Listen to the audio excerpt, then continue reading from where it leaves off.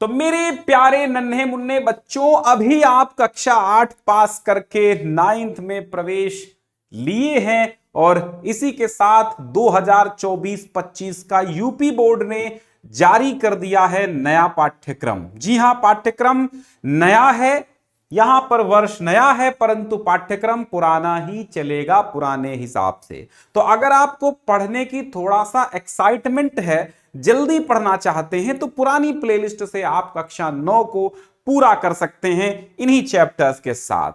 फिलहाल मैं नवीन सिलेबस, नवीन updated syllabus अगर आपको नए तरीके से इस स्मार्ट बोर्ड पे पढ़ना है तो मैं आगे पढ़ाऊंगा। समय होगा शाम के 6 बजे। फिलहाल तो आपको जरूरत ही नहीं है कि आप लाइव क्लास पढ़ें, आपको जरूरत इस बात की है कि आप टेलीग्राम चैनल ज्वाइन कर लीजिए, व्हाट्सएप चैनल ज्वाइन कर लीजिए। समय समय पर हम आपको वीडियोस भेजते रहेंगे। एक दिन 9 का चलेगा तो एक दिन 11 का चलेगा, ठीक है। तो आपका करना क्या है, आप सिंपल सी बात है, टेलीग्राम व्हाट्सएप का लिंक डिस्क्रिप्शन में दे रखा है, वहां से डाउनलोड कर लीजिए, मतलब ज्वाइन कर लीजिए। डिस्क्रिप्शन में जो लिंक हमने दे रखी हैं पहली दूसरी, उससे आप इस सिलेबस को डाउनलोड कर पाएंगे, तो क्लिक करके डाउनलोड कर सकते हैं। किस महीने में कौन से चैप्टर्स आपको पढ़ने हैं और कौन कौन से चैप्टर्स ओवरऑल पढ़ने हैं, वो सारी बातें यहां पर 24-25 के नए सिलेबस में हैं। तो जल्दी अगर आपको पढ़ना, एक्साइटमेंट हो रही है, तो आपकी प्लेलिस्ट बनी हुई है कक्षा 9 की पुरानी वाली, पढ़ लीजिएगा, ठीक है। बाकी मैं नए सिरे से भी पढ़ाऊंगा यही चीज। बात करें अगर सत्र 2024-25, यूपी बोर्ड ने खुद ही अपडेट कर दिया है, ऑफिशियल वेबसाइट से हमने डाउनलोड कर लिया है इसको, तो लिंक तो हमने दे ही दी है, पहली वाली वहां से डाउनलोड कर लीजिए आप भी। 1 अप्रैल से आपका सेशन चालू होता है और आप हो सकता है मई में एडमिशन लें या अप्रैल भर में ही ले लें। फिलहाल अप्रैल भर में अगर आप एडमिशन नहीं लेते हैं तो आपका लॉस होगा, क्योंकि विद्यालयों में अप्रैल भर में जो पढ़ाया जाना है वो बोर्ड ने पहले से ही तय कर रखा है कि इतना अप्रैल भर में क्लियर करना है।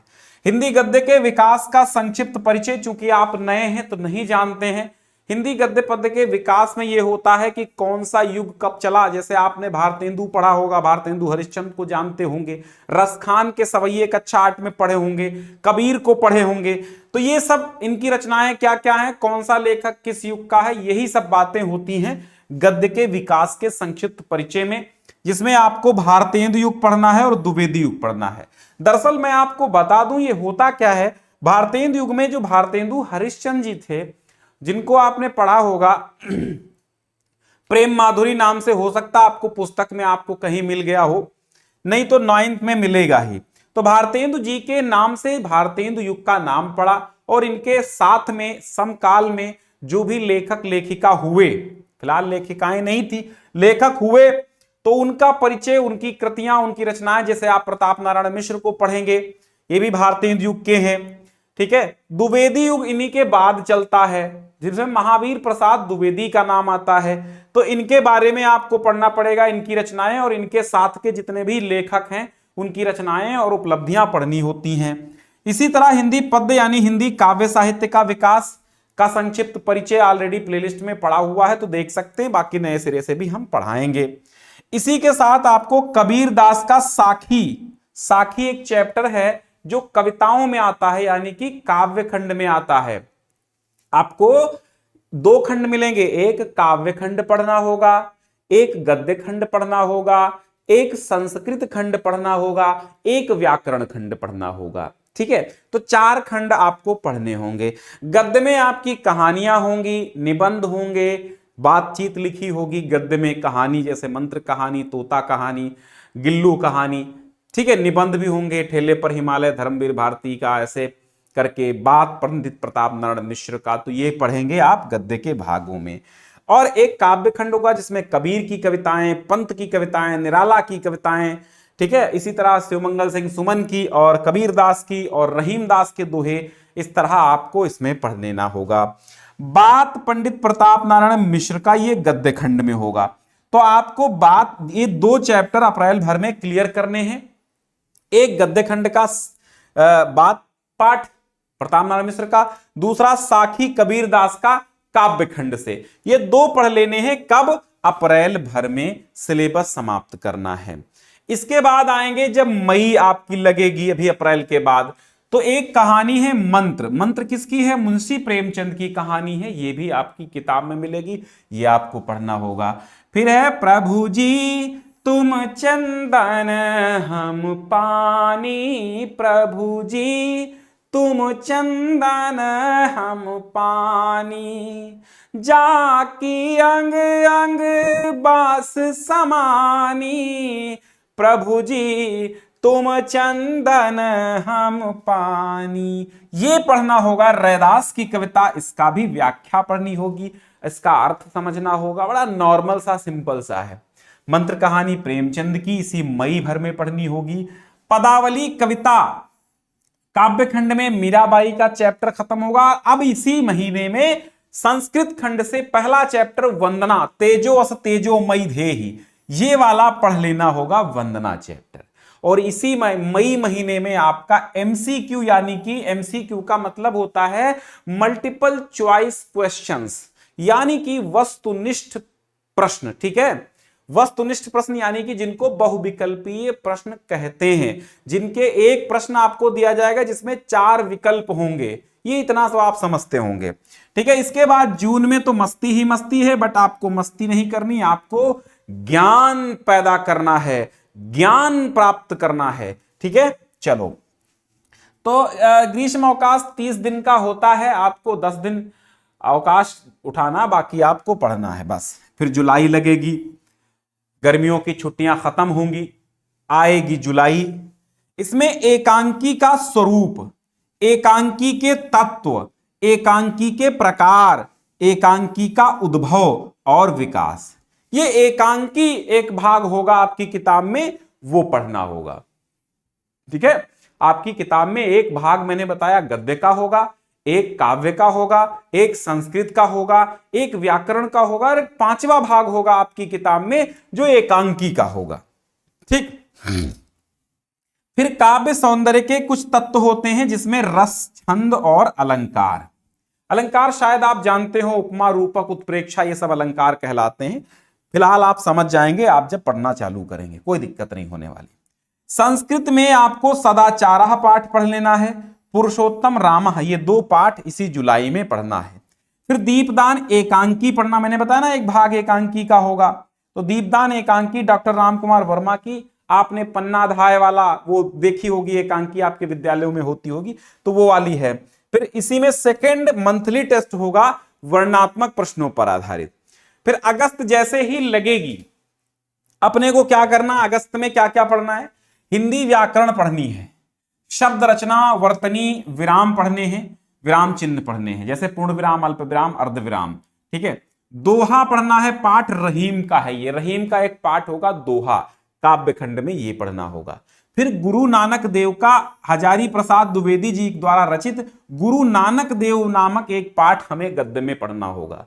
प्रेम माधुरी भारतेंदु हरिश्चंद्र की लिखी हुई कविता पढ़नी होगी। फिर पंचवटी मैथिली शरण गुप्त का जो चैप्टर है वो पढ़ना होगा। चारुचंद्र की चंचल किरणें खेल रही थी जल थल में, सच चांदनी बिछी हुई थी अवनी और अंबर तल में, वो सब पढ़ने वाले हैं, बड़ा मजा आने वाला है। और फिर आगे लगेगा जब सितंबर माह, सितंबर में संस्कृत के अंतर्गत हमें सिद्धि मंत्र पाठ पढ़ लेना है। संस्कृत व्याकरण में फिर हमें संधियां पढ़नी है, समास पढ़ने हैं, शब्द रूप पढ़ने हैं, धातु रूप पढ़ने हैं। शब्द रूप जानते हैं, रामः रामो रामाः, और धातु रूप क्या होते हैं? पठत पढ़ता पठंती वाला, वो वाला। पुनर्मिलन चौंक उठी अपने विचार से, कुछ दुरागत ध्वनि सुनती। जयशंकर प्रसाद का ये चैप्टर हम पढ़ लेंगे। गिल्लू महादेवी वर्मा की कहानी गद्य भाग में है, इसको पढ़ेंगे इसी सितंबर में। जैसे भैया लगता है अक्टूबर, अक्टूबर माह बहुत ही महत्वपूर्ण महीना आपके लिए होने वाला है, चूंकि अक्टूबर में सुभाषित रत्नानि परमहंसा रामकृष्णा पढ़ेंगे। आप ये अक्टूबर क्यों महत्वपूर्ण है? क्योंकि अक्टूबर में आपकी क्या होंगी? हाफ ईयरली एग्जामिनेशन होंगे। संस्कृत में इसी अक्टूबर में आपको कंप्लीट करना है आधा कोर्स से ज्यादा। सुभाषित रत्नानि, सुभाषितानि परमहंस रामकृष्णा, ये 2 चैप्टर संस्कृत में पढ़ने होंगे। संस्कृत में अनुवाद कैसे करना है, पत्र लेखन, पत्र कैसे लिखना है। हिंदी व्याकरण शब्द रचना में तत्सम, तद्भव और विलोम शब्द पढ़ लेने हैं। पर्यायवाची पढ़ने हैं, लोकोक्तियां, मुहावरे पढ़ने हैं। और फिर स्मृति पाठ गद्य में होगा वो पढ़ना है, और दान पाठ काव्य में होगा, सूर्यकांत त्रिपाठी निराला का पढ़ना है। और इसी अक्टूबर माह में आपकी अर्धवार्षिक परीक्षाएं होनी तय हैं पहले से ही। फिर नवंबर माह जैसे ही लगता है, हमें नवंबर में क्या क्या पढ़ना है, पथ की पहचान, पूर्व चलने के बटोही, बाट की पहचान कर ले, हरिवंश राय बच्चन की कविता है, ये पढ़ेंगे। फिर गद्य में हम पढ़ेंगे निष्ठामूर्ति कस्तूरबा काका कालेलकर द्वारा लिखा गया पाठ है।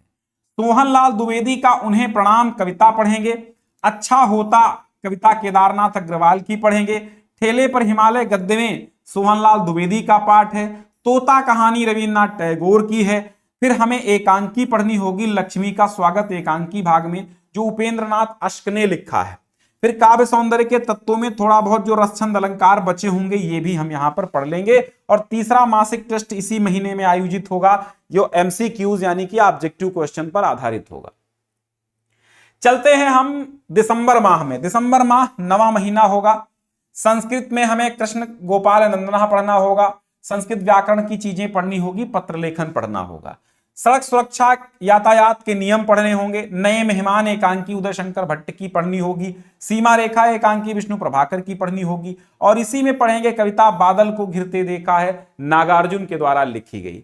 चौथा मासिक टेस्ट इसी में होगा, जो कि वर्णनात्मक प्रश्नों पर आधारित होगा, यानी कॉपी में लिखने वाले पर आधारित होगा। ठीक है, एमसीक्यूज आपके ओएमआर शीट पर होंगे। ओएमआर शीट जानते हो, 4 गोले भरने होते हैं, जिसमें से एक 4 में से। ठीक है, फिर जनवरी जैसे लगती है, जनवरी में अपने को क्या करना है, युगवाणी शिवमंगल सिंह सुमन का जो चैप्टर है इसको खत्म कर लेना है। संपूर्ण पाठ्यक्रम की पुनरावृत्ति यानी रिवीजन हम इसी महीने में कर लेंगे। और वार्षिक परीक्षाएं अपनी जनवरी में ही हो जानी है। अगर जनवरी में नहीं होंगी तो भैया मार्च में होना तय है।